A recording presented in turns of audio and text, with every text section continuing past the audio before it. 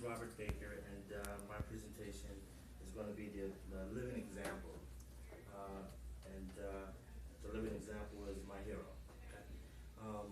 Born in Kingston, Jamaica, in Trenchtown. I'm talking about a gentleman that was born, somewhat on the deprived level where financially things didn't meet up, and you had to work for your family, and school was, you had to walk 2 to 3 miles to get to school.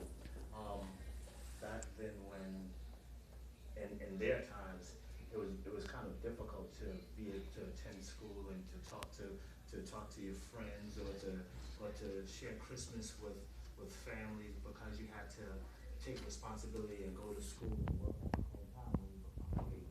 So at this point, back then, the gentleman that I'm speaking of, we remember growing up hearing stories saying how Jamaica was, and how he got to the United States. Before he left Jamaica, he had to stop school. He was 8 years old, and he had to stop school. Didn't continue school after 8 years old because he had to go work in order to help the family provide. So he stayed in a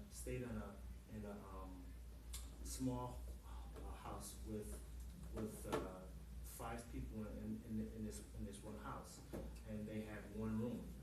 But meanwhile, he walked 3 miles to go to school, and then come back to the house, and then they have to leave the house to go straight into the fields to work in order to provide for the family.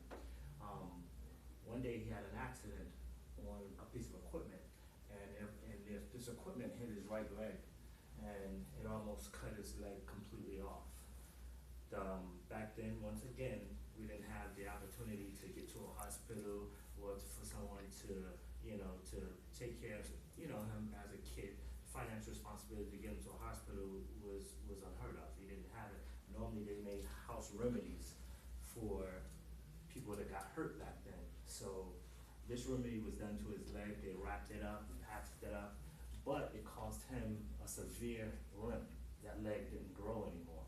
So as he started to age, the leg not growing, he had to walk around with a prosthetic heel.